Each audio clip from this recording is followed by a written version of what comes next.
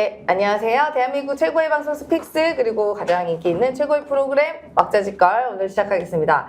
저 오늘 잠시 아주 앞단에만 사회를 맡은 민생경제연구소장 그리고 해체해야 될 하나의 조직인 더민주전국혁신회의 공동대표 임세입니다. 반갑습니다. 와, 아니 갑자기 뭘 해체해야 되는 게 뭡니까? 해체해야 될 하나의 조직 더민주전국혁신회의. 아, 그럼 무슨 일이 있었어요? 어디 육사 나오신 거예요? 육사 예. 아니 더민주전국혁신회의가 이제 해체해야 될 하나의 조직이랑 계속 해체하라 그래가지고 근데 사실 누가 만든 조직이 아니라 시민들이 만든 건 자꾸 해체하라 그래가지고 제가 억울해서 요새 계속 얘기하고 그래요? 아, 네. 예.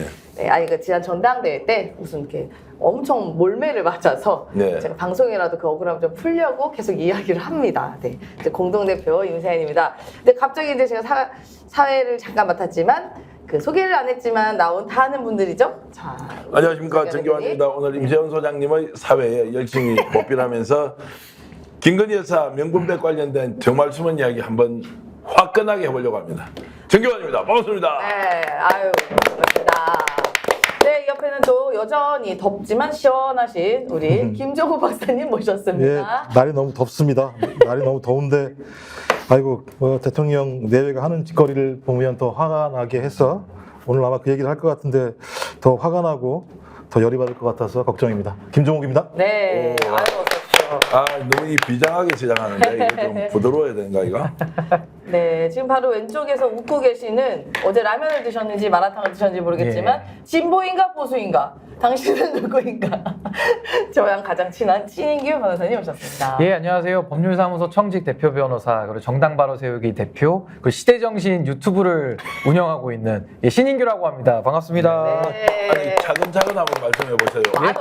법무법인 뭐라고요? 뭐가 이렇게 많아. 법무법인 법률사무소 청직의 대표를 맡고 있는 청직. 청직요? 청직. 아, 예. 청렴한 직업인 그 성경에 나오는 청지기를 한자로 아, 표현한 이제 청지기. 들을 직분을 해서 제가 들을 청자에다가 예. 직분 직자를 써서 청직이라는 법률사무소를 운영하고 있습니다. 잘 됩니까? 뭐 나름대로 열심히 하고 있습니다. 아. 그리고 정당 바로 세우기는 제가 이제 늘 활동하는 이제 정치 단체고요. 이제 정당에다가 쓴소리도 하고 올바른 정당을 좀 만들어 보자라고 의기투합해서 모인 단체고요. 그리고 제가 이제 시대정신 유튜브를 지금 제가 좀 가동하고 있는데 제 자신의 생각을 좀 알리기 위해서 열심히 활동하고 있습니다. 유튜브 네. 이름이 시대정신입니까? 시대정신 TV입니다. 아, 그럼 원래 시방쇼는 그대로 하고 계시고. 그렇죠. 그래서 지금은 이제 스픽스 시대입니다. 아, 그래요?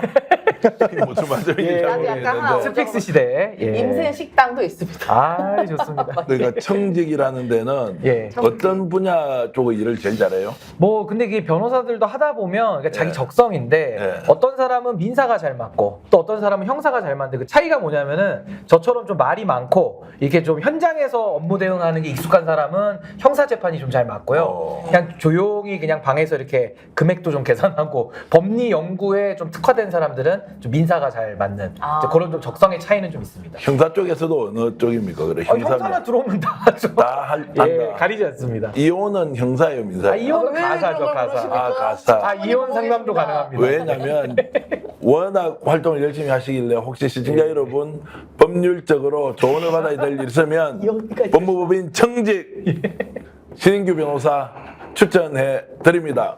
아유, 이 말 좀 감사합니다. 드리려고요. 아 그러면 잠깐 생각이 났는데 약간 형사 예, 예. 얘기하셨으니까 예, 예. 말이 많고 그러면은 우리 윤석열 대통령 같은 경우는 60분지 59분이니까 형사에 맞겠네요. 근데 저분은 그 변호사들도 변호사법에 기본적 사명이라는 게 있어요. 그래서 인권을 옹호하고 정의 실현을 사명으로 하는데 윤석열이라고 하는 자는 변호사의 자격은 있습니다. 뭐 사법고시를 패스했으니까 자격증. 은 있지만 저런 부류의 자들은 이제 변호사 하면 안 되는 사람이죠. 너무 굉장히 많- 사고칠 사람입니다. 너무 많잖아 그런 분들이. 너무 많잖아. 다 곳곳에 있잖아요. 그중에 제일은- 암약해 있잖아. 암약해 있잖아. 그런 분들이 많죠. 네, 법조계에도 암약해 문제 있는 사람들이 많은데 그 중에 제일은 윤석열. 아. 예, 저는 제 끝판왕이라고 봅니다. 네 그렇군요. 예, 오늘 또 이렇게 김종 박사님 뭐 웃으시네, 웃으시네. 자격 가지고 이렇게 뭐 수임하고 이런 건 없어요? 정치학 박사는 뭐 이런 거 없나? 대학 교수까지 근데 하시고. 법 없이도 사실 분이셔가지고 우리 자격증.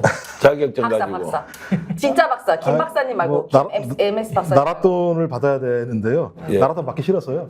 왜냐면 신청을 해야 돼요. 뭐 공모가 나오면. 예. 근데 뭐 나랏돈 받아봤자 맨 쓸데없는 서류만 내라고 난리를 쳐서 아니 됐다 그냥 살지 뭐 없이도 살아왔는데 뭐 굳이 뭐 그거 받는다고 부자 되는 것도 아닌데 이렇게 살고 있습니다. 네, 그렇군요. 근데 자격증 얘기하는데 제가 또 사람들이 제가 김건희 씨만 계속 흉내내는 줄 알지만요. 제가 펀드 매니저랑 재무투자 상담사 자격증이 있는 아 그래요? 사람입니다. 그런 돈 펀드 가져가면 물어보십시오. 불려주시네.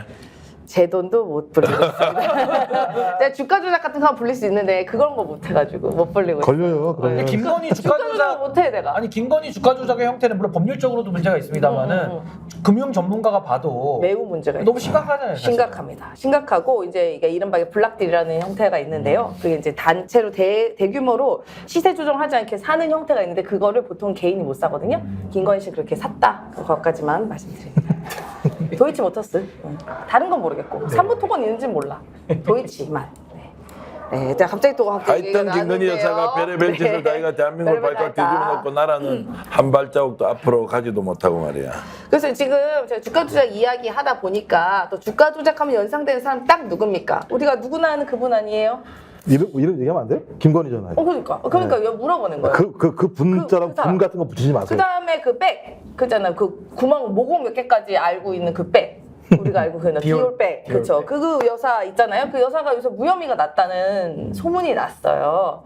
자, 변호사도 어떻게 생각하십니까? 이게 법적으로 맞이 된다고 생각하세요? 그러니까 이제 사실은 제가 법조인으로서 보는 시각도 상당히 좀 분노스럽습니다만은 이거는 뭐 법을 알고 모르고를 떠나서 일반인의 우리가 평범한 시민들의 입장에서 보더라도 이거 정말 뚜껑이 열릴 수밖에 없는 일이다라는 생각이 들고 저는 무엇보다도 가장 이 사태에 분노하고 화낼 사람은 최순실이라고 저는 봅니다.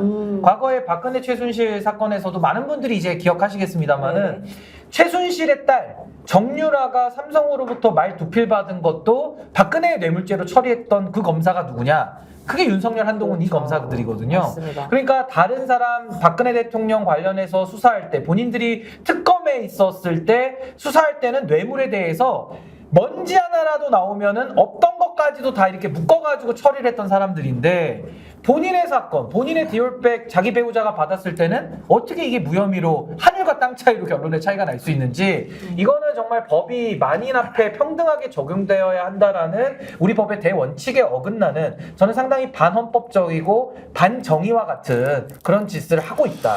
보수 진보를 떠나서 이 건은 막 부글부글 끓는 사람이 한두 명이 아니고요. 대구에도 심각하죠. 어제 제가 확인을 좀 해보니까 야 이건 정말로 용납이 안 되는 일이다. 자 여사가 배우자가 300만짜리를 받았는데 이게 기소유예도 아니고 아예 혐의가 없다 무혐의다. 잘했다 이런 거죠. 잘했다. 잘했다. 아니 그러니까 국민들이 그렇게 생각하지 않는데 어떤 철판을 깔고 이 결정을 검사 공무원들이 할 수 있느냐, 서울중앙지검장이 할 수 있느냐. 거기다가 더 놀라운 것은 총장한테 보고를 안 하고 먼저 언론에 흘려버렸어요. 그래서 소문이라고 했지 않습니까? 소문을 먼저 피워서 아예 이원석 검찰총장이 이 문제에 대해서 어떤 의견도 낼 수 없도록 사전에 연막을 쳐버린 거예요. 무혐의로 결정난다. 이러니까 이제 이원석 검찰총장이 할 말이 없다. 좀 기다려보라. 이렇게 하는데 이제 이 사람 이미 패스가 됐기 때문에 이제 보고를 받았잖아요. 보고를 받고도 지금 아무 소리를 못하고 있는 치밀한 작전에 의해서 무혐의 처리를 했는데 왜 무혐의를 했느냐? 김건희이기 때문에 무혐의를 한 거 아니에요. 그런데 민심은 지금 덜 끓는 정도가 아니라 보수 쪽에서도 격앙돼 있는 분위기다 이런 말씀을 제가 드리겠습니다. 네. 아니, 그러니까 김건희는 주가 조작을 해도 문제가 없고 뇌물을 받아 처먹어도 문제가 없고 아니 그럼 과거에 박근혜 최순실 제가 아까 사례 말씀드렸습니다마는 그 사건은 그럼 윤석열 대통령 왜 그렇게 열심히 수사를 했느냐. 근데 그때 윤석열 대통령이 박근혜 정권을 수사하면서 이제 탄핵의 기초를 제공했는데 그때 다 박수 받았거든요.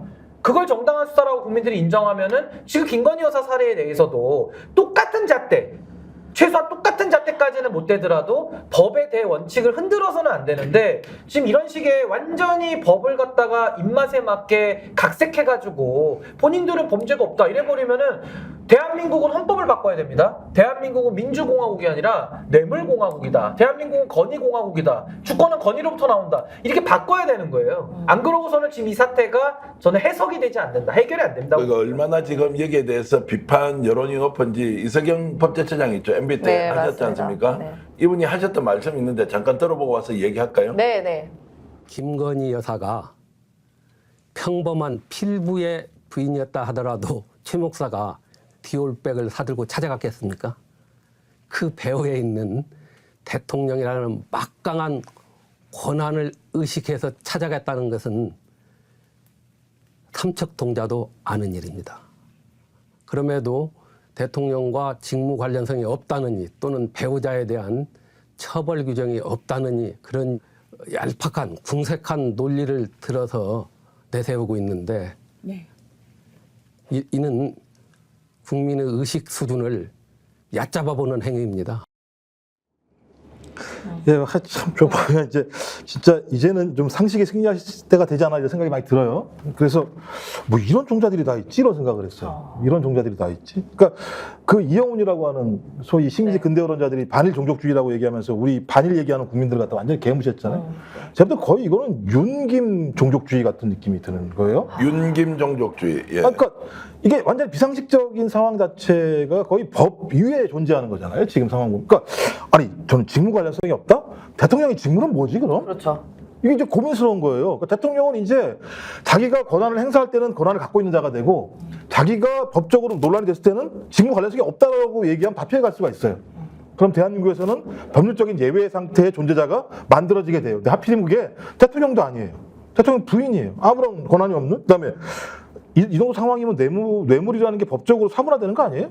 이제 뇌물죄로 처벌이 불가능하죠. 뇌물이라는 게 없는 거죠 이렇게 되면. 그렇죠. 그럼 이제 뇌물공화국이 돼야겠죠.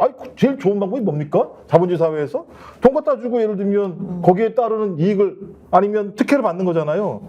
그 다음에 알선 수재도 무방해지는 거죠. 저 제일 놀란 게 야 행정관이 하면 문제가 없대. 아니면 권력을 가진 자들이 자기에 있는 부하들한테 그 일을 시켜가지고 이 부하라는 자가 아무런 보고했는지 안 했는지를 알 수만 없으면 알선 수재를 해도 문제가 없고 뇌물을 수수해도 문제가 없고 가장 상위에 있는 대통령이라는 사람의 어떤 직무 관련성이라는 게 없다라는 말로 대통령은 아무런 권한이 없는 자로 예를 들면 이렇게 얘기를 하는 세상이면 제가 이 정도면 윤김 종족주의 시대에 살고 있고 거기에 최대의 추종자들과 최대의 암약자 부역자들은 검찰이다. 네. 이렇게 볼 수밖에 없는 세상이잖아요. 그럼 검찰을 부셔버려야죠. 네. 왜 필요합니까? 우리가 공직사회라는 게 그럼 도대체가요. 제가 하나 좀 신 변호사한테 여쭤보고 싶은 게 형사 전문 변호사잖아요. 자 이렇게 되면 이제 자 자치단체장 네. 배우자에게 네. 300만 원짜리 백을 감사의 표시로 갖다 줘요. 그리고 거기에 가서 동사무소에 이런 일이 있는데 이 사람이 좀 좋게 좀 해주면 좋겠다. 이제 이게 제가 지금 뭡니까 이제 청탁을 한 내용에 대한 것을 이제 부연해서 설명하는 건데 이제 이렇게 하면 이제 죄가 없어지고 검찰에서 수사하다가도 이거는 감사의 표시를 줬기 때문에 무혐의다 이렇게 이제 처분을 해줍니까? 근데 지금 우리 김종욱 박사님의 설명대로나 또 우리 대표님 말씀대로 결국에는 이렇게 되면 대한민국에서는 김건희 케이스가 기준이 되기 때문에 결국에는 뇌물을 합법화해주는 그런 결정을 한 것과 똑같은 결과를 낳는 거거든요. 이건 있을 수 없는 일이죠. 우리가 뇌물이라는 범죄를 가장 악질적인 범죄로 보거든요. 왜 그러냐? 공적인 권한을 신성한 공적인 권한을 사유화해버릴 뿐만 아니라 다 은밀하게 돈을 매겨가지고 공적 권한을 매수하는 거기 때문에 이렇게 되면 민주주의나 민주공화국을 할 수가 없는 거 아닙니까? 그래서 사회의 질서의 근간을 무너뜨리기 때문에 우리가 뇌물죄를 세게 처벌하는 거거든요. 그럼 뇌물죄의 요건이 직무 관련성이라는 것과 대가성입니다. 근데 직무 관련성은요, 지금 문제된 게 직무 관련성인데 대통령은 직무 관련성이 없는 게 없어요. 대통령은 최고 권력이고 권력의 정점 피라미드이기 때문에 직무가 모든 거에 관련성이 미칩니다. 그래서 대통령은 뭐 받기만 하면 그냥 뇌물되는 거예요, 사실은. 그래서 박근혜 최순실 사건에서는 박근혜가 안 받았는데 최순실이 받았는데도 그거 경제공동체로 묶었고요. 또 제3자 뇌물의 경우에는 이거 윤석열 대통령이 엮은 겁니다. 이재용과 박근혜가 제3자 뇌물에서 청탁이 필요한데 청탁도 눈빛만 보고 묵시적으로 청탁했다 그래가지고 뇌물로 일반 뇌물죄, 제3자 뇌물죄로 다 싹 갖다 넣은 거거든요. 그러면 그 논리에 비추어 보면 김건희가 이렇게 도망간다는 거는 있을 수가 없는, 지금 완전히 벗어난 해석을 한 거고요. 또 하나는 직무 관련성에 대해서도 그동안의 권익위의 해석이 얼마나 오락가락했습니까? 처음에는 대통령 기록물이다 이따위 소리를 했거든요. 그럼 대통령 기록물이면 당연히 대통령의 직무와 관련된 일이니까 대통령 기록물이라는 결론이 나오지 않겠습니까? 근데 이제 와서는 또 직무 관련성이 없대요. 감사한 마음으로 주면 된다는 겁니다. 아니, 뇌물로 돈을 주거나 물건을 주면 당연히 고맙겠죠, 뇌물범은. 근데 감사의 마음으로 주니까 뇌물이 되지 않는다라는 이 논리 자체가 얼마나 궤변이냐. 그래서 제가 그냥 법은 상식이거든요. 그냥 법 조항을 제가 읽어드릴 테니까 김건희가 여기 해당되는지 안 되는지 한번 판단을 내려보세요. 알선수재죄 특가법에 나옵니다. 공무원의 직무에 속한 사항의 알선에 관해서, 윤석열 대통령 공무원 맞죠? 알선에 대해서 금품이나 이익을 수수한 사람은 5년 이하의 징역에 처한다고 되어 있어요. 아니, 뭐가 더 해석이 필요합니까? 그리고 변호사법 하나만 읽어드릴게요. 111조 1항 공무원이 취급하는 사건 또는 사무에 관하여 청탁 또는 알선을 한다는 명목으로 금품 등의 이익을 받은 사람은 5년 이하의 징역이나 1천만 원 이하의 벌금에 처한다. 아, 이게 어렵습니까? 그래서 과거에 YS 대통령이나 DJ 대통령의 아들도 현직 대통령일 때 그 소통령 김현철 씨 알선수재, 방금 제가 읽어드린 그 제목으로 다 구속된 거거든요. 근데 왜 김건희만 예입니까? 처벌 규정이 없다고요? 처벌을 할 마음이 없으니까 이 규정이 눈에 안 들어오는 거 아닙니까? 그러니까 대부분의 판례가 있듯이, 자, 이 경우에 검사가 이제 기소를 하지 않고 무혐의 처리를 했지 않습니까? 그러면은 모든 사건의 검사가 기소권을 가지고 있는데 유사한 사건에 대해서 기소를 하지 않는다라고 생각하면 됩니까? 안 됩니까? 있을 수 없는 일이죠. 있을 수 없는 일인데, 앞으로 이제 그렇게 해서 단체장의 배우자가 300만짜리 먹었어요. 감사의 표시로 받았어요. 이것도 지금 검찰에 가면, 야, 윤석열 대통령 김건희 여사는 괜찮은데 왜 나만 처벌해? 라고 했을 때 무혐의를 해주냐고요. 아, 그러니까 저는 이게 뭐 법은 법대로 나와 있는 건데요. 이런 하나의 사례를 왜 만드냐는 거예요. 그러니까 특히나 최고의 권력자의 배우자가, 그러면은 자 보십시오. 우리 김종욱 박사님도 청와대에서 근무하셨으니까 우리가 공무가 얼마나 무거운지 알잖아요. 그만큼 무거운 만큼 권한도 있습니다. 뭐 제가 말씀드린 권한이 있어요. 그러니까 뭔가 선택할 수 있는 권한도 있고, 그렇기 때문에 이 공무원들이 뇌물이라는 건 받으면 안 되는 거거든요. 그러니까 소위 저 같은 행정관들도 일부를 선택하거나 누군가를 이득을 줄 수 있는 권한이 있단 말입니다. 그러면은 그보다 더 윗단일수록 권한만큼 책임만큼 훨씬 많은 거예요. 그렇기 때문에 하지 말라는 거거든요. 저 심지어 제가 아이들을 이제 초등학교 다니는데요. 애들 학부모 그 상담 갈 때 커피 하나 못 사갖고 갑니다. 왜냐하면 이 청탁금지법 때문에 못 갖고 가는 거예요. 심지어 예전에 대법원에서요, 뇌물수수로 초등학교 교장 선생님이 그 공사업체가 이제 간식 같은 거 사가지고 그거를 조금 이렇게 제공했다는 혐의로 대법원에서 200만 판정이 난 적도 있습니다. 그러면 이런 사례들은 도대체 뭐냐? 판례 난 거. 그럼 이거 다 뒤집어야 됩니까? 그동안은 이 사람도 억울해서 어떻게 살 거예요? 더 웃긴 건요, 제가 기가 막혀가지고요. 최근에 국민권익위원회에서요, 홈페이지 가면 나옵니다, 여러분. 국민권익위원회 홈페이지 딱 가면요, 추석 명절 청탁금지법 바로 알기라고 하죠. 딱 팝업이 떠요. 거기서 뭐라고 나오냐? 직무와 관련 없는 공직자에게는 100만 원까지 선물도 가능합니다라고 나와 있어요. 근데 밑에 뭐라고 써 있으면 압니까? 공직자인 친족에게는 금액 제한 없이 선물 가능. 어쩌자는 공직자의 거죠? 친척에게는, 공직자인 친족에게는 금액 제한 없이 선물 가능이라고 국민권익위원회에 홈페이지에 가면 추석 명절 청탁금지법 바로 알기라고 팝업이 떠요. 많이 갖다 이게 바치라 이 어떻게 말이냐? 나라가 이따위로 갈 수가 있어요? 어떻게 해요? 갖다 바치라 이 말이냐? 네, 갖다 바치라는 겁니다. 그러면 아, 나 진짜 억울하네. 나 청와대 2급 공무원일 때 그때 우리 배우자 돈 팍팍 받을 거 그랬네. 억울해서 어떻게 사나 도대체? 그러니까 이게 어떻게 지금 이런 나라가 제대로 되는 거예요 도대체가? 말씀하신 권익위, 제가 볼 때 이거 완전히 제가 볼 때 또라이들인데요. 미친 거예요 지금. 아니, 그러니까 김건희 때문에 문제는 김건희 때 다 망가지고서 모든 게. 100만 원까지 선물은 가능합니다는 말이 돼요. 미친 거예요. 근데 선물도 또 가능합니다. 가능합니다. 조자를 써요. 이 얘기는 뭐냐면 다양한 다른 것들이 거죠. 가능하다는 얘기인 거잖아요. 또 하나는 아까 말씀, 누구든지 친구, 친지 등 공직자가 아닌 사람에게 주는 명절 선물은 금액 제한 없이 얼마든지 줄 수 있습니다. 돈 많은 사람들은요, 지 마음대로 줘도 아무런 문제가 없어요. 그러니까 국민권익위는 앞으로 진짜 이 문제와 관련해서 아무런 판단하지 않겠다는 얘기밖에 안 한 거고요. 그러니까 김건희 한 사람을, 그러니까 똑같은 겁니다. 네. 최혜병 특검과 관련해서 임성근 수사단장을 하나를 살리기 위해서 모든 것이 억울해지는 것처럼 저희 김건희 디올백 하나 문제와 관련해서 무혐의 종결을 하기 위해서 모든 게 다 무너져 버리는 상황이. 그리고 제가 볼 때 검찰들, 이거 판례도 아니에요. 왜냐하면 재판까지 못 올라갔으니까 네. 판례로 남지도 않을 건데 검찰들 그때도 다르겠죠. 어느 때는 힘없는 놈들한테는 청탁금지법 과도하게 제시해가지고 야 너 벌금 내라고 아마 소위 벌금형을 때릴 거고 이렇게 힘이 센 사람들에 대해서는 제가 볼 때는 그때 다르니까 징후 발생이 없네라고 하는 구멍을 만들어 줄 거예요. 그럼 어떻게 되는 거냐? 한국 사회는 저희 우리 헌법이 보장하고 있는 특수계층이 없다라고 하는 부분들이 그냥 깨져버리는 거예요. 법률적으로 대한민국 사회에서는 잘 살거나 권력이 있는 사람이 되라. 그렇지 않으면 너희들은 검찰 수사망에서 벗어날 수 없고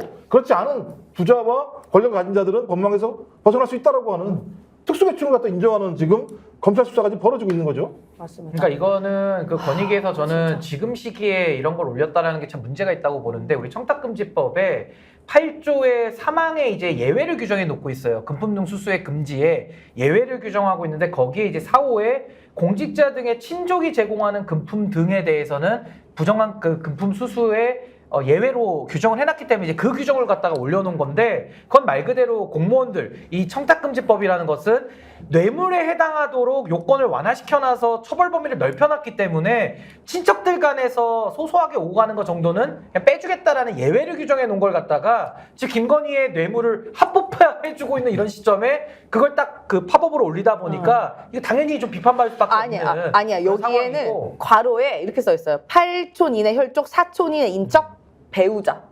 괄호에 배우자가 들어가 있다니까 친족 배우자가. 그러면은 금액 없이 선물 가능하면 나 아파트 사주세요. 집도 받을 수 있겠네. 뭘 못 받겠어? 그러니까 그게 금액 제한 제가 말씀드린 없는데. 게 청탁금지법의 8조 3항에 4호에 나오는 예외를 갖다가 이제 올려놨다라는 건데 제가 드리고 싶은 말씀은 뭐였냐면 지금 같은 이 시기에 그 청탁금지법의 이 조항 아마 찾아보시는 분들도 거의 없으실 거예요. 이걸 갖다가 홍보해 주는 게 너무나도 참 웃긴다는 얘기고 아마 저도 공무원 생활 해봤습니다. 저도 3년 동안 공익법무관 해봤고요. 아마 우리 두 분께서는 더 이제 힘센 곳에서도 근무를 해보셨겠지만은 의뢰인들이 제가 공무원 신분이니까 법무부 소속 공무원이었지만은 뭐 바카스 같은 거 갖고 옵니다. 고맙다고. 이제 사건 처리 저희가 이제 그 돕는 일을 하다 보니까 저희가 다 돌려보내거든요. 이걸 받을 수가 없다. 왜? 그럼요. 바카스 정도는 받아도 사실 청탁금지법에서 빠져나갈 수는 있어요. 그렇지만 청탁금지법의 취지가 있기 때문에 그냥 공직사회가 이제는 깨끗해지자라는 합의이기 때문에 뭘 갖고 와도 아무리 감사의 표시라도 우리가 다 돌려보내거든요. 근데 하물며 5급 사무관의 지위에서도 그렇게 했는데 대통령은 모든 권한을 다 갖고 있고 권력을 갖고 있는 권력자잖아요. 근데 권력자의 배우자가 아무나 갖고 오는 걸 낼름낼름 받아먹는다? 있을 수 없는 일을 지금 하고 있는 거예요. 수사심의위원회가 열리면 거기에서 뒤집을 수도 있습니까? 아직 열리는 여부는 이제 정해지지 않았는데. 원고적 성격이기 때문에. 네, 수사심의위원회 큰 의미는 없죠. 왜냐하면 검찰총장이 붙이는 것도 재량이거니와 네. 수사심의위원회가 아무리 어떤 결정을 하더라도 구속력이 없기 때문에 네. 큰 의미는 없습니다만은 그래도 뭐 저렇게라도 항의를 안 할 수가 없는 상황이니까 신청을 하시는 거죠. 자, 그러면 신청은 했고 최재형 목사가 했지만 검찰총장이 받는다고 하더라도 권고사항이니까 그 결론을 뒤집을 수 없다. 그렇죠. 그러면 남아있는 이원석 검찰총장 이거 나 인정 못해. 야 이거 지금 기소 의견으로 다시 수사를 해. 이렇게도 할 수 없습니까? 아니 할 수는 있는데요. 예. 저분은 할 하지 의지도 않아요. 없고 능력도 없는 같은데. 거죠. 예. 그러니까 검찰총장으로서 이제는 뭐 소위 말해서 말년 병장 비슷하게 이제 집에 갈 때가 다 됐기 때문에 어떤 그 의지가 없는 거죠 지금 이원석 총장 입장에서는. 그러니까 검찰송장이란 말이 나올 만큼 아무것도 못할 겁니다. 검찰송장이다. 검찰송장. 네. 자 그러면 이게 이제 앞으로는 모든 사람이 마음 먹고 감사의 표시면 선물을 줘도 된다라고 하는 사회가 되는 순간 이제 뇌물공화국이라고 말씀도 하셨지만 그 막 주고받고 하는 게 실제 처벌을 받지 않느냐 이냐에 똑같은 질문 드리는데 처벌 안 받겠죠 이제는. 어떻게 보십니까? 아니 이렇게 제가 역으로 여쭤볼게요.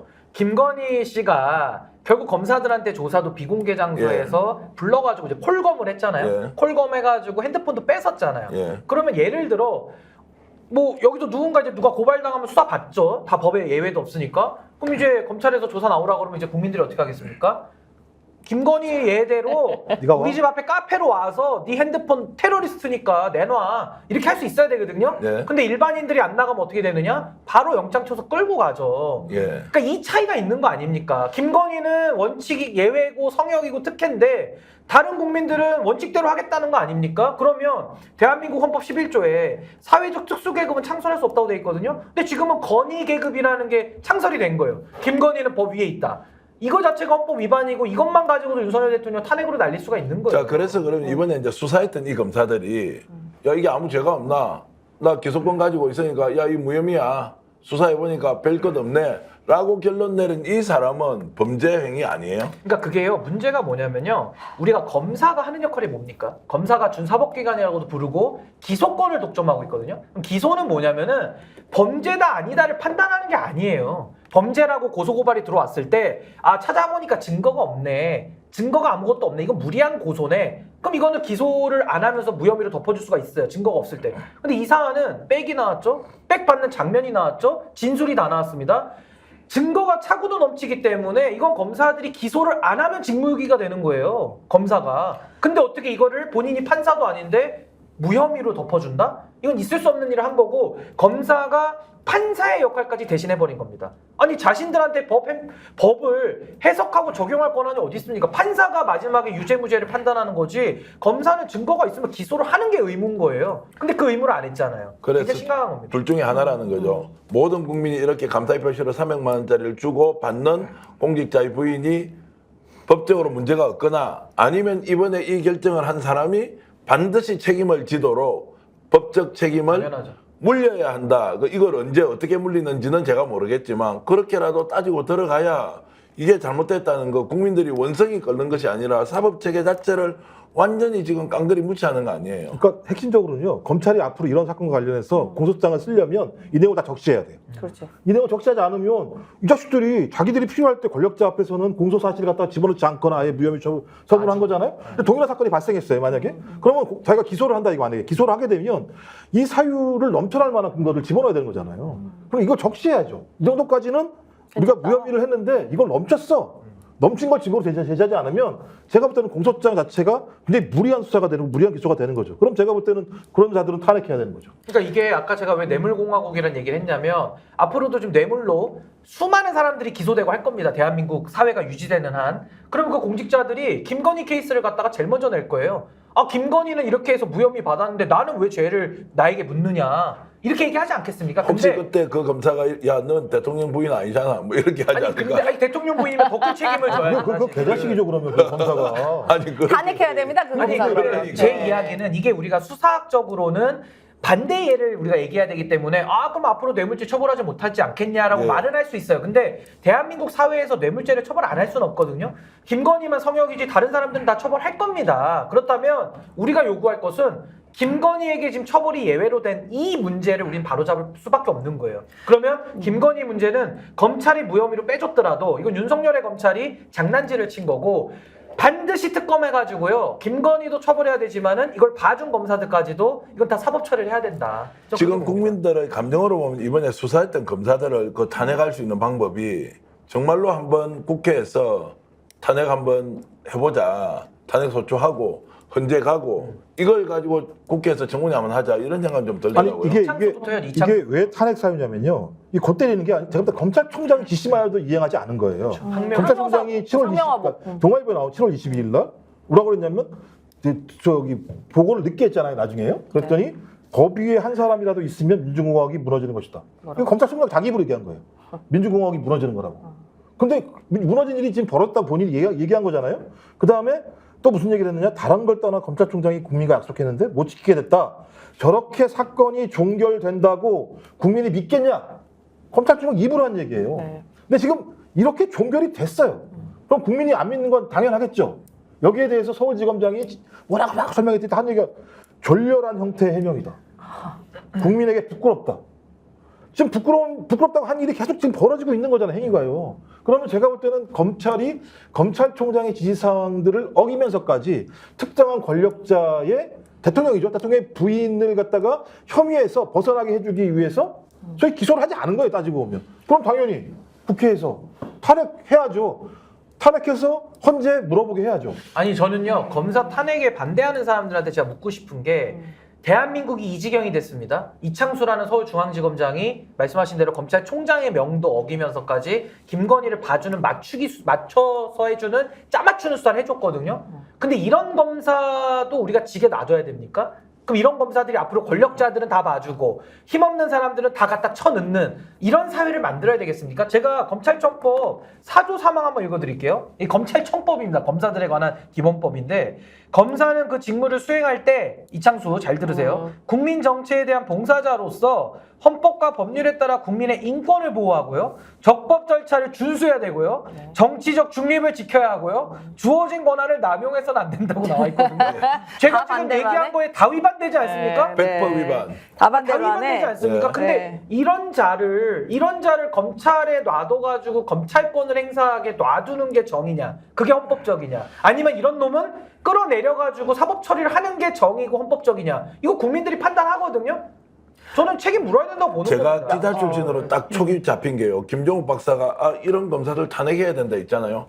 요거 특종입니다. 김종욱 박사. 왜요? 민주당이 분명히 이 문제는 그대로 넘어가지 않고 탄핵하자고 하면은 국민들이 박수를 막 칠 것 같은데 안 그렇습니까? 네, 아니 무조건 저는 당에서 막 그런 논의도 저는 분명히 있을 거라 생각하고 예. 있습니다. 그러니까 지금 뭐 탄핵하는 검사들 있는데 그 지금 진척이 잘 안 되고 있어요. 근데 이 문제는요, 이건 사실 영린을 건드린 겁니다. 이거는 사실 무혐의한 게 잘못하기도 했지만 국민적 정서를 완전 동떨어지게. 그러니까 여기다가 너무 착각한 게 뭐냐면 이렇게 하면 괜찮겠지라고 생각하는데 우리 국민을 개돼지로 알는 거밖에 생각이 안 아니 돼요. 생각해 보세요. 그때 과거에 하나에 있잖아요.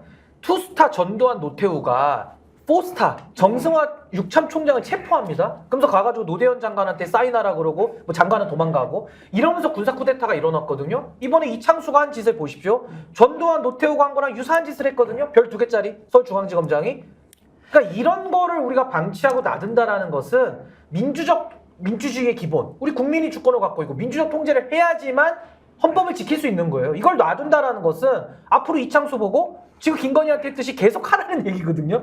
그런 나라에서 저는 못 삽니다. 아니 근데 하나 우리가 또 놓친 게 있어요. 지금 여기서 우리가 보이는 것은 디올백만 나와 있잖아요. 디올백 그거는 이제 영상에 나왔으니까 빼박이니까 이 정도로 나온 거지만 사실 최재형 목사가 디올백 전에 준 것들이 많습니다. 예를 들어 샤넬 화장품, 향수 180만 원 상당의, 그 다음에 양주, 뭐 그건 폐기했다고 하죠. 어디 누구 뱃속에 폐기했는지 모르겠지만 그것도 한 60만 원 상당의 양주거든요. 그러니까 이것도 합치면요 500만 원 넘죠. 넘어요. 넘고요. 이제 이거는 저는 공직사회에 또 대단한 시그널을 준 거다 생각하는 이게 굉장히 참담합니다. 공직사회에 야 언제든지 뇌물 줘도 돼라는 거고요. 이제는요 우리 사극에서 보면은 고관 대작집 앞에서 막 줄 서잖아요. 뇌물 주려고. 이제는 고위공직자 집 앞에서 뇌물 주려 줄 서 있는 광경도 볼 수 있는 거예요. 그러니까 이게 뇌물과 참담한 겁니다. 부패는 이제 시대의 네, 트렌드가 네. 된 거죠. 네, 그렇죠. 와, 제가 봐서는 이거 그냥 못 넘길 것 같은데요. 네. 결국에는 탄핵이라는 이야기 곧 나올 것 같고 여러분들이 탄핵 이야기를 듣는다면 결국 이 탄핵은 검사 탄핵인데요.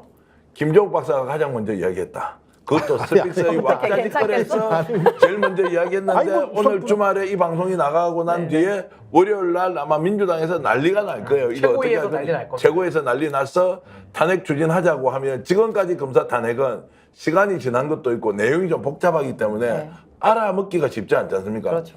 이거는 전 국민이 알고 있는 사건. 그냥 김건희 따까리 이렇게 정리하면 끝납니다. 그러니까요. 김건희 따까리. 그렇게 해서 이걸 탄핵해야 되느냐 말아야 되느냐라고 간다면 충분히 국민들의 바람대로 제대로 이거 바로잡을 수 있다 이런 생각이 들기 때문에 김 박사님 박수 한번 드릴게요. 아니, 탄핵 추진 좋습니다. 탄핵 아니 추진. 검사는 네. 탄핵을 해. 왜냐하면 검사들이나 판사들은 아무리 문제가 고소고발을 당해도 기소가 안 돼요. 거의 기소 예외의 존재들이에요. 그런 존재들이 자기의 권한을 가지고 대통령의 권력, 대통령 부인을 위해서 자기의 권력을 잘못 행사한 부분에 대해서 국회가 탄핵도 하지 않는다면 검사는 완전 무소불위예요. 맞습니다. 근데 그런 무소불위의 집단에서 대통령이 나온다 그러면 앞으로 이 나라가 검찰공화국이 아니라고 어떻게 설명할 수가 있겠습니까? 상식적으로. 네, 맞습니다. 그러니까 지금 너무 우리가 화가 나잖아요. 이쯤에서 더워 잠깐 죽겠네. 쉬어가는 타임으로 광고 보고 가시겠습니다.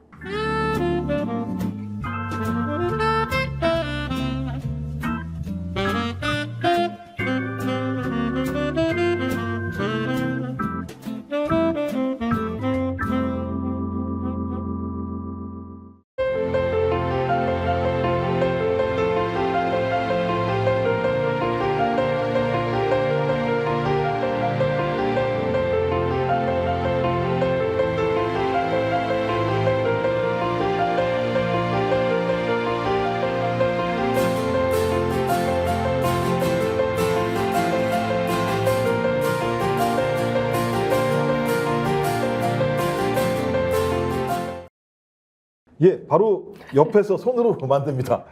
수제고요. 또 바로 옆에서 판매를 합니다. 광화문 살롱. 여기 이거 먹고 보이시나요? 이거 있습니다. 보여주나요? 이거? 요거요. 예, 예. 이거 왜 안 보여주시지? 예, 이거. 자, 네. 있습니다. 이거 진짜 맛있습니다. 이런 것들인데요. 유기농 수제 쿠키 43개가 상자 안에 들어 있습니다. 되게 맛있어요. 먹어보면. 그리고 되게 수제로 만들어서 몸에도 좋은 거고요. 그래서 이 좀 뭐 친지들이나 또 네. 조금 있으면 이제 추석 다가오고 있으니까 아이들 있는 집에나 이렇게 선물을 주시면 매우 좋을 것 같습니다. 정기 배송이 화요일, 목요일이라고 하니까요. 화요일날, 목요일날 신청하시면 아마 그분께서 목요일날 또는 토요일날 맛있게 먹으실 수 있을 것 같습니다. 광화문 살롱 43개가 한 상자에 들어간 쿠키 세트 여러분들에게 권해드립니다. 네. 네이버에 들어가서 광화문살롱 쿠키 이렇게 치시면 됩니다. 네, 하필 또 쿠키가 43개네. 딱 제 나이랑 똑같습니다. 딱 43개를 넣었는데요. 많이 아니 벌써 네. 그렇게 됐어요? 네, 저 나이 많아요, 은근히. 워낙 동안이셔가지고 늙었네. 저는 저보다 동생인 줄 알았어요. 늙었어. 그래요? 한참 동생입니다. 누님이신데 네. 아니, 저보다 이제 그 액면이라 그러죠. 액면으로는 예, 예. 훨씬 동안이십니다. 네, 지금, 제가 지금 왜. 몇 살이에요? 저는 이제 39개 들어있죠. 아, 그래요? 39개. 자, 제 나이에 맞춘 이쪽 43개. 쿠키를 사지 마십시오. 여기가 43개입니다. 광화문 살롱은 40. 39개고. 네, 43살이지만 사실 민주당에서는 청년으로 속해 있습니다, 여러분. 45세 이하, 네, 45세까지. 청년. 네. 좀 전에 청년입니다. 탄핵 이야기 들으니까 진짜 두 분 다 국회 들어갔어야 되는데 정말 안타깝다. 청년입니다. 제가 왜 어려 보이냐 했더니 제가 고기를 좋아하거든요. 아 그래요? 한우를 좋아합니다. 동안의 비결. 네, 동안의 비결.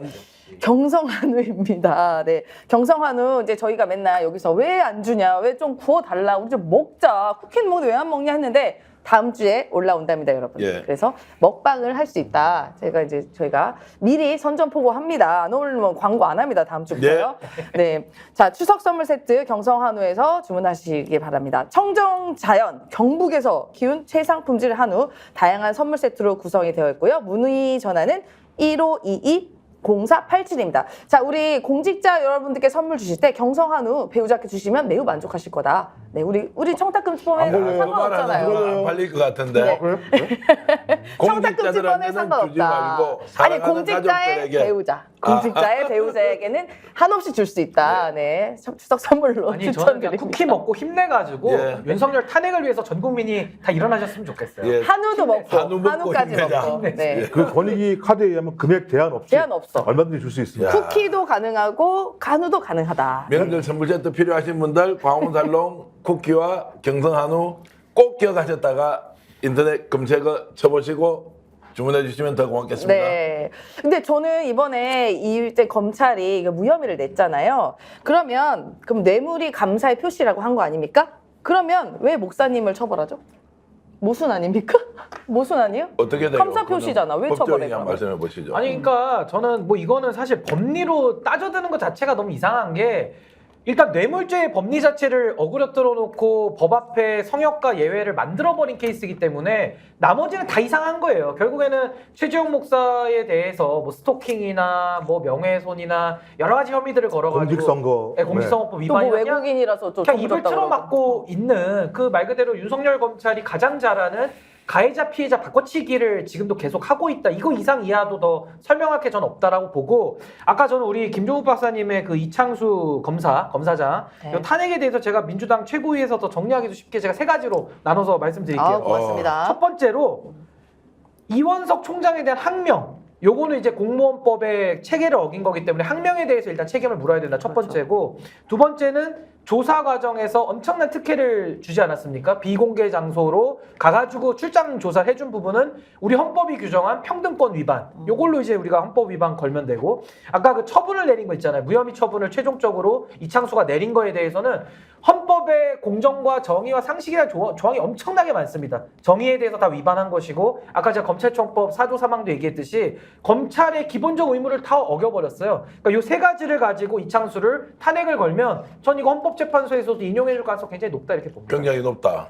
아니 이런 거를 허용해주면 헌법재판소도 문 닫아야죠. 예. 이것도 된다 그러면은 아 그럼 검사들이 앞으로 더 권력자한테 충성하고 배를 뒤집으라는 얘기구나 이렇게 들리지 않겠습니까? 네. 그 혹시 이제 국회에서 지금 이걸 그 해임을 요청하는 절차는 장관들이 다 있잖아요. 검사에게는 어떻게 할 수 있는 뭐 결의안 이런 게 가능합니까? 아니 근데 국회에서? 검사는 탄핵 대상이기 때문에 예. 뭐 해임을 요구할 필요도 없고요. 그냥 국회가 탄핵하면 법률과 헌법 위반에 대해서는 탄핵을 소추하는 게 가장 빠릅니다. 자, 그러면 제가 이제 세 분께 여쭤볼게요. 민주당이 이걸 탄핵 추진한다 안 한다? 이 검사에 대해서 네. 이창수 검사장에 대해서 할 것 같습니까? 안 할 것 같습니까? 한다고 저는 생각하고 한다. 있습니다. 저는 해야 한다. 네, 네. 해야 한다. 저도 당분간은 안 하겠지만 한두 달 성숙시켜서는 할 것 같아요. 한두 달 왜 성숙시키죠? 아니, 그러니까 바로 해야죠. 그러니까 저는 이런 거죠. 민주당이 저는 지금도 검사 탄핵에 대해서 저는 좀 전략이 매우 좀 아쉬워요. 그게 뭐냐면 검사 4명을 넣을 게 아니라 확실한 사람만 넣어야 되거든요. 그래야지 피로감도 덜하면서 이게 집중력이 생기는데 원래는 이원석 총장을 넣어야 되고요. 원래대로 하면. 그리고 그 실무자급에 있는 검사 중에서 저는 김영철 정도만 넣는 게 맞았다고 생각을 하는데 지금 민주당이 이원석 총장은 안 넣었고요. 그리고 실무검사를 4명을 넣어버렸잖아요. 그러니까 지금도 그 실무검사들은 사실 탄핵이 인용되기가 상당히 어렵거든요. 그러니까 민주당 입장에서는 탄핵을 또 넣는다라는 게 굉장히 법적 부담감이 있는 겁니다. 그래서 저는 당장은 못 넣을 것 같고 조금 더 상황을 좀 지켜보면서 한 2-3달 안에는 이창수에 대한 이 문제도 정리를 해서 좀 탄핵을 넣을 것 야, 같아요. 2-3개월 같으면 저는 까먹어버릴 것 같은데. 아니에요. 이거는 사실 우리가 이렇게 여드름도 이렇게 올라왔을 때 네. 골랐을 때 딱 터트려야 되거든요. 이미 골라가지고 골마서 이제 없어졌을 때는 의미가 없어요. 그러니까 지금 올라왔을 때 딱 터트려야 됩니다. 근데 반드시 탄핵해야 됩니다. 그러니까 반드시 해야 돼요. 그러니까 우리 법을 보면, 그러니까 헌법과 법률을 위반하면 탄핵을 할 수 있습니다만 현재 판례상 중대한 범죄 위반 행위가 있어야 된다고 얘기를 하거든요. 그러니까 과잉하면 안 된다라는 헌법, 그러니까 과잉하게 어떤 그러니까 뭐 헌법이든 아니 그 탄핵이든 대통령 거부권이든 과잉되게 예를 들어 그걸 행사하는 것 자체들은 헌법의 정신에 부합하지 않는 건데 그 이전에 했던 4명에 대한 검사 탄핵을 떠나서 이 문제 같은 경우는 대통령의 부인에 대한 문제이기 때문에 매우 중대한 사태로 우리가 이해를 해야 돼요. 왜냐하면 대통령의 부인을 법률적인 예외적 인간으로 검찰이 인정해버리는 순간 법치의 근간 자체가 무너지고 검찰총장 말대로 민주공화국의 위상 자체가 무너져버리는 사태이거든요. 근데 그 행위를 누가 부역했느냐? 검사들이 부역한 거예요. 서울지검장의 명령과 지시하에. 그리고 검찰총장은 이렇게 하지 말라고까지 분명히 공개적으로 지시를 했던 상황들이거든요. 전 이것들을 위반하는 검사가 존재한다면 검찰 조직 자체들 같은 경우는 공직 조직으로서의 존재 가치를 상실할 수밖에 없어요. 그런 조직을 내버려 두게 되면 앞으로 그냥 권력에게만 계속 아부하거나 부역하는 자들만 출세하는 수사권과 기소권을 가지는 아주 괴물 집단이 되거든요. 당연히 그러면 국회가 그거 갖다가 의율을 해야 되는 거죠. 가지고 있는 법률로. 자, 그래서 이제 민주당을 비롯한 야당은 탄핵이다 이런데 지금 국민의힘 반응이 웃겨요. 네. 자, 한동훈 대표가 지금 나와서 뭐 알아서 법대로 했겠죠라고 해서 이쪽 저쪽도 아니 어중간한 말을 했는데 당 대변인실에서 아무 말을 안 해요. 잘했다, 잘못됐다 이 말을 하지 않는 것 그 이유는 김 박사님 이게 뭡니까? 국민의힘은 아무 말을 안 해요. 그러니까 예전에 비해서 약간은 인간이 된 거죠. 아, 예전에는 뭐 잘했다 이렇게 해야 되는데. 아, 예전에는 막 옹호했죠. 아니 법대로 왜 니들이 난리야. 뭐가 선동하지 문제가 마, 있어. 이렇게 저 선전 그렇죠. 선동하지 정쟁화 시키지 마. 검사들이 알아서 잘했겠지. 근데 이제 그걸 만곡한 표현으로 한동훈은 법에 따라서 정리했으니까 이건 맞는 것 같은데 국민들이 싫어하시니까 참 고민스러운데 이 정도의 얘기를 한 거고 대변인실이 말하면 소위 한동훈이 얘기하고 있는 국민의 마음을 건드리니까 대변인실은 가만히 있는 상황이거든요. 그러니까 제가 볼 때 과거보다는 약간은 좀 인간으로, 왜냐면 부끄러움을 모르는 사람이 아니라고 했으니까 공자와 맹자가 약간은 아는 것 같은데 문제는 왜 이걸 못하느냐. 대통령이 바로 눈앞에서 있으니까 한 번도 짓지 못하는 거죠. 한 번도 거기에 대해서 문제제기하지 못하는 거죠. 그러니까 대통령 무서워서 대변인실은 아무런 발언도 못하는 거니까 많은 사람들이 국민을 고려해서가 아니라 제가 볼 땐 대통령을 고려해서 한마디도 못하고 있는 거예요. 아니 그리고 저는 한동훈이 늘 쓰는 국민 눈높이라는 것은 이제 허구다. 그리고 한동훈의 국민 눈높이에서 말하는 국민은 검사다. 그러니까 사실상 검사 눈높이에 맞게 하는 거고 권력자의 입맛에 맞게 지금 하고 있다는 게 그대로 이번에 저 드러났다고 봐요. 한동훈 대표가 팩트와 법리에 부합한다라는 이야기를 했거든요. 그러면서 본인도 일말의 양심엔 찔렸는지 본인은 상세히 보지 않았다 이 얘기를 단서를 붙이더라고요. 근데 팩트에 맞다. 아니 자기가 그 팩트를 알아봤어요? 그 뇌물백, 그 명품백, 디올백 받을 때 옆에 있었어요? 팩트를 자기가 뭘 안다고 팩트에 부합한다라는 말을 하는지가 문제고 법리에 맞는다? 아니 과거에 최순실 박근혜 수사할 때는 법리를 이렇게 안 하더만요. 그때는 경제공동체까지 들이대가지고 막 엮어가지고 뇌물로 싹 다 갖다가 넣던데 그때의 법리와 지금의 법리가 바뀌었습니까? 제가 알기로 형법은 손댄 적이 없거든요. 그때의 법도 지금의 법도 똑같아요.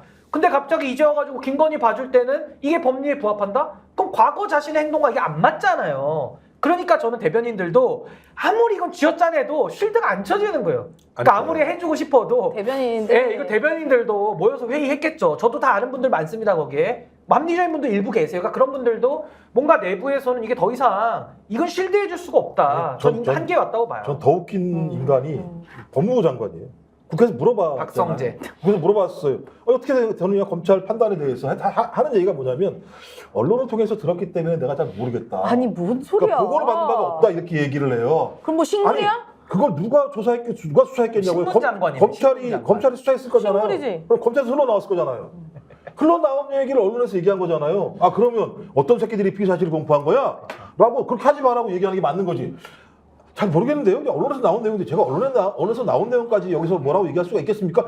말도 안 되는 얘기들을 하고 앉아있어요. 그러니까 이런 대목들이 뭐냐면 국민의힘 내부에서 대변인실에서 아무런 논평을 하지 않는다는 것은 이 논평하는 사람이 어떻게 되겠어요? 앞으로 정치한다면. 매장되죠. 매장이 아니고 바로 그걸 하는 순간 끝이지. 그러니까 뭔가 논평을 내고자 하는 마음이 있더라도 나서서 직접 국민들 앞에서 밝힐 사람이 없는 거예요. 이 정도의 사건을 가지고 만약에 법리에 따라서 검찰이 알아서 판단 잘했습니다. 존중합니다 하는 순간 탄핵이 되거나 탄핵이 안 되더라도 김건희 여사 문제는 어떤 식으로든 이 정권 하에서 사법 처리를 받을 가능성이 저는 있다고 보거든요.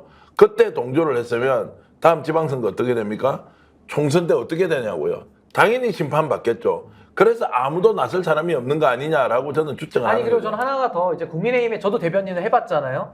대변인이 논평 자기 맘대로 못 씁니다. 당의 입장을 대변해야 되기 때문에 사실상 당의 입장이라고 하면 당 대표의 생각을 읽어서 낼 수밖에 없어요. 근데 문제는 뭐냐면 한동훈이라고 하는 이 자가 정치적 철학이 없잖아요. 그리고 매일 말로는 국민 눈높이 떠드는데 결정적일 때는 검사 눈높이로 도망가는 이런 식의 이율배반적이고 이중적인 행태를 계속 보여오고 있기 때문에 아니 며칠 전에도 기사가 나갔더라고요. 국민의힘 대변인들이 광복절 앞두고서도 논평량이 민주당보다 현격하게 적다는 거예요. 그 양을 비교한 기사를 제가 봤는데 전 국민의힘 대변인들의 입장을 이해합니다. 아니 당대표가 워낙 입장이 없는 사람이니까 대변인들이 무슨 입장을 내가지고 당의 논평을 쓸 수가 없는 거예요. 그래서 저는 이 상황에서도 한동훈이 자꾸 엉거주춤 이상한 스탠스를 자꾸 애매모호하게 하다 보니까 대변인들도 방향을 못 잡고 논평을 쓸 수가 없다. 저 네. 그런 문제도 있다고 아니, 봅니다. 대변인들이 뭐 힘이 있겠어요? 뭘 알아야 쓰지. 아니 검찰이 이렇게 결정했으면 검찰공화국에서 검찰 결정을 따라야지 자기가 거기서 감히 그런 얘기를 한다라고 얘기하는 건 말이 안 되는 것이고 국민의힘이 보통 기대하듯이요. 이게 한 3, 4일 지나고 일주일 지나면 국민들이 좀 약간 우리가 이제 까먹고 이게 지나친다 이렇게 갈 것 같아요. 아니면 명분백 이 문제는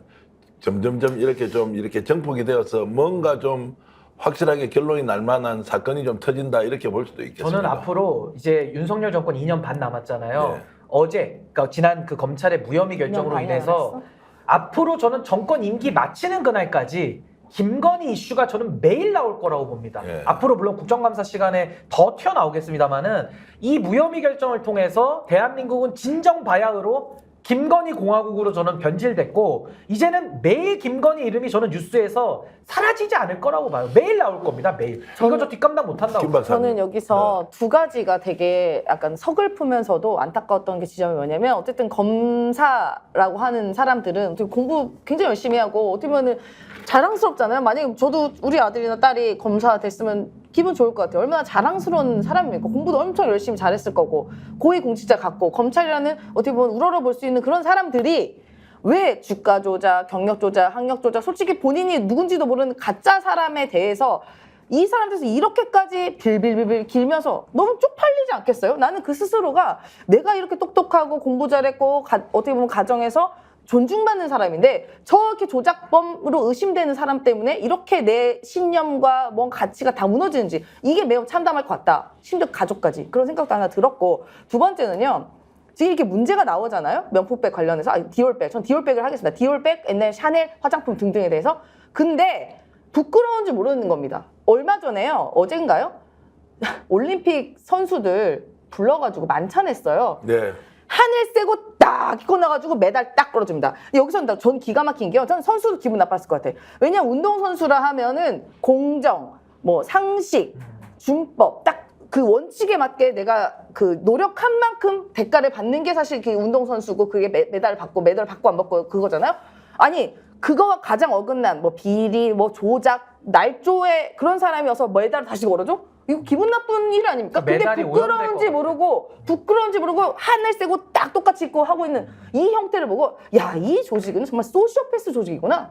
그래서 그러니까 저는 이 두 개가 참담했어요. 그런 네. 사진을 아마 이제 몇 년 지나고 나서 다시 걸어 놓을 거냐, 아니면 그걸 걷어낼 거냐, 훈장 받아 놓은 거 있죠. 본인이 마음에 안 들거나 또는 시간이 지나가서 그 사람이 역사적 범죄자로 이렇게 결론 난 사람들 있잖아요. 그거 다 없애버리잖아요. 그렇게 이제 찍은 사진들을 얼마나 갖고 있는지 봐야 될 것 같고, 김 박사님한테 제가 여쭤보고 싶은 것은 디올백 때문에 대구 경북 같은 경우는 이제 부글부글 끓고 보수 인사들이 이건 아니다라고 하면서 우연의 일치지만 지금 대구 경북의 윤석열 대통령 지지율이 이제 찬성보다 반대가 더 많아져 버렸어요. 근데 디올백이 이제 터졌어요. 무혐의 결론이 났지 않습니까? 이리 되면 대구 경북 민심이 더 확 뒤집어지는 거 아닌가? 근데 제가 볼 때는 아직까지 트리거는 나오지 않은 것 같다 이런 느낌이 그래요? 드는데 이제 이거 출구가 두 가지겠죠. 하나가 뭐냐면 기존 방식의 뭉개자. 시간이 지나면 뭐 국민들이 다 잊어버리고 좀 화가 좀 분이 가라앉겠지라고 얘기할지 모르겠습니다만 저는 앞으로 뭐가 있냐 국정감사가 있습니다.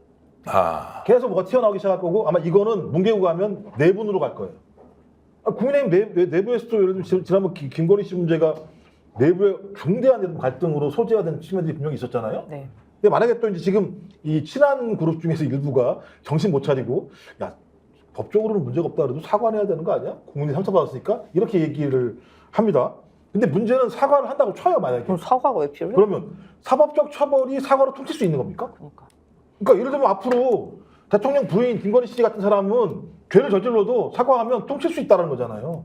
저는 이리 가나 저리 가나 제가 볼 때는 트리거는 뭐냐면 국민들은 진짜 저 되게 문제가 많다는 생각이 드는데 진짜 분노할 만한 명백한 증거들이 아직 안 나왔다고 생각하는 것 같아요. 근데 저는 나올 거라고 봐요. 국정감사가 진행되면. 왜냐하면 내부자 고발이 필요해요. 실제로는. 근데 내부자 고발을 아직 못하고 극단적인 선택을 하시는 경우를 통해서 자기의 부당함, 외압들을 갖다가 말씀을 하시는데 저는 아마 이제 계속 전체적으로 국감에서 다 부를 거 아닙니까? 다 부를 거거든요. 하나하나. 근데 거기서 하나하나씩 외압의 실체들이 등장하기 시작하면 이거 조직적이잖아요. 누가 보더라도. 저는 그래서 김건희 여사의 존재감에 대해서 많은 사람은 의심도 하기도 하고 실제로 엄청난 권력을 가지고 있을 것이다라고 하는 것이 두 가지가 팽팽하게 맞섰거든요. 그런데 이번에 검찰에서 무혐의 결론을 내린 걸 보니까 이 정도의 사안이면 기소유예라는 제도가 있지 않습니까? 죄는 있으나 처벌의 가치가 별로 없다라고 하면 죄는 있는데 처벌은 안 된다라고 하는 뭔가 중간값으로 협상이라도 했을 것 같은데 김건희 여사와 관련된 문제는 절대로 손을 댈 수 없는 불가침의 영역인 거예요. 그러니까 이 검사도 빠져나갈 구멍도 없이 그냥 무혐의를 해버린 거 아니냐. 여기에 대해서 김주현 민정수석이 있지 않습니까? 조정을 좀 해야 될 거 아닙니까? 국민들 민심이 들끓을 게 뻔하고 검사 탄핵까지 갈 것이고 특검이 여기까지 나올 건데도 불구하고 무혐의 결론을 내렸다. 이것은 정부적 판단도 배제되어 있다는 거거든요. 그만큼 김건희 여사가 내부에서 막강한 권력을 지금 행사하고 있고 여기에 대해서는 어느 누구도 손을 댈 수가 없다. 심지어 윤석열 대통령조차도 이런 생각이 드는 거죠. 아까 말씀하신 것 중에 대통령이 왜 이런 여성에 대해서 믿고 갔느냐고 하는 이것은 거꾸로 이야기를 하면 저는 그 여성을 좋아했던 사람은 윤석열 대통령이죠. 대통령이 오히려 초현실적인 무엇에 의해서 배우자로부터 지배를 받고 있다. 그런 증거가 이번에 무혐의 결정과도 연결되어 있지 않느냐 이런 생각이 근데 듭니다. 저는 그 압력밥솥에 우리가 밥을 해보면 압력이 가해지다가 마지막에 어떻게 됩니까? 픽 하고 터지거든요. 그러면서 이제 밥 뜸들이고 먹는 거잖아요. 저는 지금 윤석열 정부가 압력밥솥하고 되게 비슷하다고 봐요. 지금 국민들하고 계속 싸우고 국민들의 상식을 오히려 의심하면서 국민들을 완전히 지금 그 소위 말해 뚜껑 열리게 만들고 있거든요. 근데 저는 이걸 언제까지 하겠습니까? 압력이 차고 차오르면 가장 세게 폭발하는 거거든요. 그래서 저는 지금 압력밥솥에 압력이 거의 차오르고 있는데 결국 그 뇌가는 김건희가 될 겁니다. 전 네. 이걸 가지고 지금도 정부에서 내부 사람들 다 단돌이 하고 있을 거예요. 근데 반대로 보시면요. 내부에서 단돌이 당하는 공무원들은 바보입니까? 나중에 이거 문제 터지면 자기가 독박을 써야 되는데 녹음 안 하겠어요? 저는 안 시켜도 녹음하고 있을 거라고 봐요. 자기를 보호하기 위해서. 자기 살려고. 그러면요. 이게 이제 해병대 터졌죠. 국방부 터졌죠. 검찰 터지죠. 국가기관에서 싹싹싹 터지잖아요. 언젠가는 이게 한 번은 빵 하고 터질 날이 온다. 근데 저는 김건희, 윤석열 이 정부가 막을 수가 없다고 봐요. 어떻게 막습니까? 그래서 저는 마지막 뇌가는 압력밥솥 빵 하고 터지면 결국 국민의힘 안에서 전 당연히 내분이 따라올 수밖에 없다. 왜냐하면 그대로 묶고 가자라는 윤석열 파가 있을 거고 최소한의 한동훈 파 내지는 뭔가 다음 정권을 해보고 싶은 사람들은 윤석열 대통령을 밟아야 갈 수 있거든요. 이 둘의 충돌, 이 둘의 싸움이 전 멀지 않았다. 저 그렇게 봅니다. 전화를 워낙 많이 해가지고요. V와 V1이요. 녹음이 된 게 부지기수로 존재하고요. 저 들은 거 있습니다. 들은 것도 네네. 있고 제가 뭐 들은 것도 언론사에도 엄청 많아가지고요. 언론사 공격을 못해요. 그래 단 하나면 해결되는 게요. 예. 뭐 저기 탄핵이 된다. 탄핵 말씀드리는 게 아니라 예. 대통령실의 공식 반응입니다. 본질은 몰카 공작이라고 지금도 얘기하고 예. 있어요. 대통령실이요. 네. 그건 이 얘기는 뭐냐면 완벽하게 김건희가 얘기하고 있는 이 사안에 대한 프레임 외에는 넘어갈 수가 없다는 건데요. 대신 문제는 공무원들이 다 흔적을 남겨놨어요. 이번에도 네. 백경정이 자기 그 김찬수 영등포서장한테 수사팀 재편할 때 이첩 지시가 있었다는 내용들을 갖다 흔적으로 남겨놨죠. 그 다음에 그 최혜병 특검도 마찬가지입니다만 국방부 조사본부가 보고서 올릴 때 자기들이 문제가 될 만한 내용들을 하나 집어넣어놨어요. 근데 이건 문서로서 흔적을 남긴 거고 나중에 자기들이 재판받을 때 문제가 되면 이제 다 이 통화 녹음 같은 경우는 다 가지고 있겠죠. 만약에 마지막이라도 권력이 조금만 휘청거리게 되면 저는 바로바로 나올 거라고 봐요. 네. 이 내용이 나오면 그건 탄핵 사유죠. 아니 제가 볼 때는요. 지금 윤석열 대통령 지지율이 20%대 후반에 갇혀 있잖아요. 이미 70%의 국민은 더 이상 단결 안 시켜도 될 만큼 이미 연대가 돼 있어요. 그러니까 윤석열은 끝장내야 된다라는 생각으로 이제 다 가득 차 있고요. 나머지 이제 이 27%가 어떻게 분화되느냐에 따라서 윤석열의 운명이 갈리는 거거든요. 네. 핵심은 거기 있습니다. 근데 이 27%도 생각해 보시면요. 탄핵 대선 때 홍준표가 얻었던 게 24%예요. 그럼 사실은 27에서 24를 빼면 몇 프로입니까? 지지율 3%밖에 없는 거나 마찬가지거든요. 그러면 그 잡아놨다라고 하는 단단한 집도끼들도 이제는 윤석열을 버리자 파와 윤석열 버리고 이제 윤석열을 지키자 파 이 두 개 나뉘면서 한쪽은 한동훈, 한쪽은 윤석열 둘이 건널 수 없는 강을 건너야 되는 사이거든요. 그럼 저는 요게 언제 벌어질 것이냐?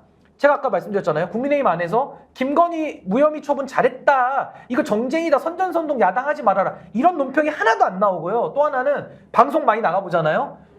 여당 패널들 중에 윤석열은 그냥 동네 북이에요. 동네 북. 다 까고 있어요. 지금 윤 대통령을. 이게 뭘 말하느냐. 윤석열은 지금 현직이지만은 아무도 편을 들어주지 않는 겁니다. 그러니까 박근혜가 무너졌던 것은 그래도 보수의 아이콘이었기 때문에 뿌리 깊은 지지를 가지고도 그렇게 무너졌는데 윤석열은 그냥 이익 집단으로 모여 있어요. 이 사람들 무너지는 거는 모래성과 같다. 저 그렇게 와, 생각합니다. 근데 진짜 논평 잘하고 진보의 실력이 오야부. 출중하게 많이 늘어서 감사합니다. 그런데 저도 한 말씀 보태면 이제 국민의힘 내부에서도 윤석열 대통령의 눈치는 보는데 겁은 안 내요. 다 안 내요. 동네 북이에요 지금. 진짜 안 내요. 이 말은 이런 검찰 수준으로는 자신에게 압박이 들어와도 충분히 대응할 만한 본인의 자신감이 생긴 거예요. 이 말은 통치하는 사람의 정당성이 사라져 버리니까 이제 백성들이 겁을 안 내는 거예요. 그런 정도 상황에 가 있고 누구 이제 이런 말 한 거 제가 바로 기억이 나는데 윤석열 대통령 망하는 건 세 가지 때문에 망할 것이다. 이제 고위직에 있는 이 정부의 인사 이야기입니다. 뭐 아시다시피 네. 첫 번째 술이죠. 네. 두 번째가 뭡니까? 성질 때문에 망한다는 거. 경로 이런 거 성질 때문에. 세 번째가 뭡니까? 이제 배우자 때문에 망한다는 이야기인데 실제 이분이 이 말씀을 하신 게 이미 1년이 지났거든요. 더 심해지고 있고요. 여러분들이 보시다시피 지금 대통령실은 누가 움직이느냐? 윤석열 대통령이 움직인 것처럼 형식적으로 보이지만 내부에서 가장 큰 힘을 가지고 있는 사람은 김건희 여사라는 사실이 확인되니까 국민의힘 안에 국회의원도 용산을 겁내지 않아요. 이거는 완전히 엉터리로 가고 있다는 거 압니다. 그리고 대변인실이 무혐의 결론을 내렸는데 무혐의에 대해서 아무런 논평을 하지 않아요. 왜냐하면 논평하는 순간 지가 끝이 나니까. 그래서 모래성이라는 그 말씀과 아는 사람은 다 안다. 다만 우리가 지금 눈으로 확인하지 못할 뿐이다 라는 걸로 보면 급격하게 무너지는 스모킹건이 바로 디오르백의 무혐의 처분이다. 저는 이렇게 생각합니다. 그러니까 보수 패널들이 딱 세 명한테 답답해요. 윤석열, 김건희, 한동훈. 네. 뭐 하는 짓거리들인지 생각하는 거예요. 그러니까 자기들이 말할 수 없게 만들어버리는 모든 원인이 여기서 나오니까. 그러니까 한동훈 대표도 보수가 그나마 기대했던 게 뭐 당신과 민심이 일치했다 이런 평가까지 나왔잖아요. 그 60몇 프로가 원했던 게 그거예요. 윤석열 저 망나니 같은 사람을 바로 잡아라. 저 그대로 교정 안 하면 보수 다 망한다 이거거든요. 근데 한동훈이 지금 한 달 됐습니다. 지금도 한 달째 용기를 못 내고 있는데 다음 달에는 용기가 생길까요? 전혀 안 생기죠. 와, 신인규 변호사 안 논리도 아주 적확하지만 단어 선택이 예전보다 굉장히 수위가 높아졌어요. 윤석열 대통령이 무엇이다. 우리는 그런 정도의 비유 북이다, 표현을 동네 못 써서. 북이다. 제 입을 막으면요. 큰일입니다. 길가에 있는 돌멩이가 소리 지를 겁니다. 그러니까 신인규 변호사도 겁을 안 내고 있다. 이제 이런 걸로 보이는데. 아, 방송이 못 나올까 걱정이에요. 대체 유튜브는 못 막으니까요. 방송이랑 상관없어요. 유튜브 채널이 이제 네. 이미 뭐 국민들에게 정치 뉴스를 전달해 주는데 50%가 넘었더라고요. 네. 그럼 신문 방송 다 합쳐봐야 유튜버보다 더 못한 이제 시대에 살고 그러니까 있으니까. 보지도 않는 방송 장악해봐야 뭐합니까? 예. 보지도 않는데 다리 다 세우려고. 뭐 하는 거예요? 우리 그래도 국민들이 이렇게 잘못을 많이 하는 역대 정권은 처음이잖아요. 오히려 네. 이제 이명박, 박근혜가 성군이었단 말을 나올 정도니까요. 이렇게 답답한데 근데 뭔가 해결이 안 되는 것 같잖아요. 근데요. 그렇지 않습니다. 지금 우리 뭐 동네 북 이야기 하셨지만요.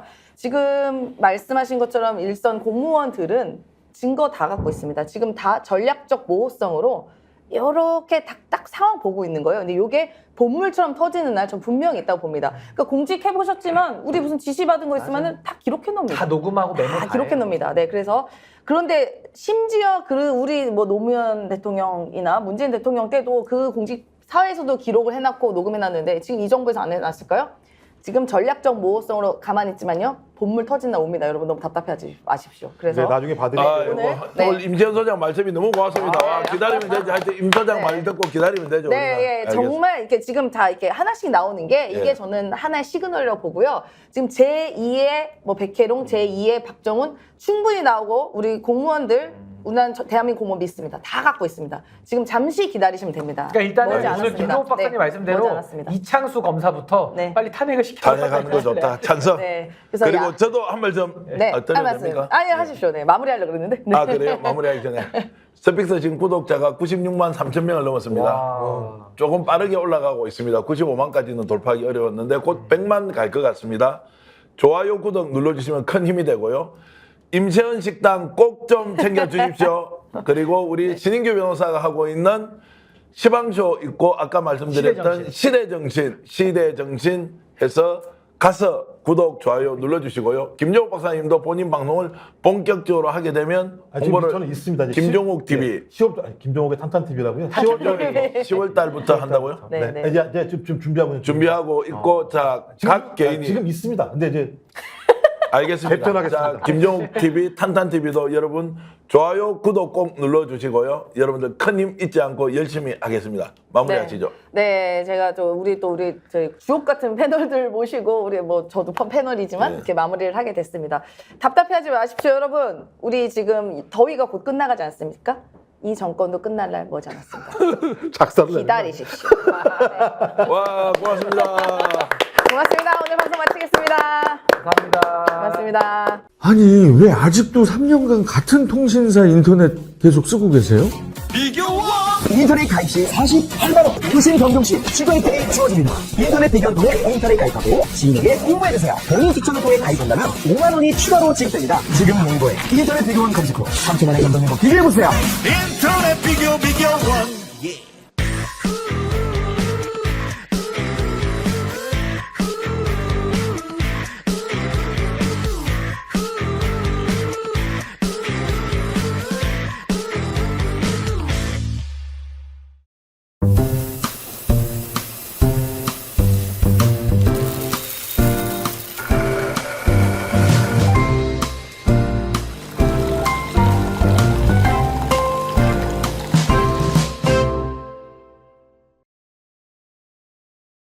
보험에도 점검이 필요합니다. 요즘 경기가 어려워서 보험료 내는 것도 부담스럽죠. 보험료는 줄이고 보장은 넓게. 건강보험도 자동차 보험도 나에게 맞춤 보장. 믿을 수 있는 보험 전문가들. 믿을 수 있다 더 착한 보험. 본 광고는 손해보험 광고 심의 기준을 준수하였으며 유효기간은 심의 결과 통보일로부터 1년입니다. 스픽스는 말하는 언론입니다. 대세는 유튜브, 그중에서 스픽스. 좋아요, 댓글, 구독, 알림 설정. 여러분이 저희를 사랑해 주시고 우리가 여러분을 사랑하는 4가지 방법입니다.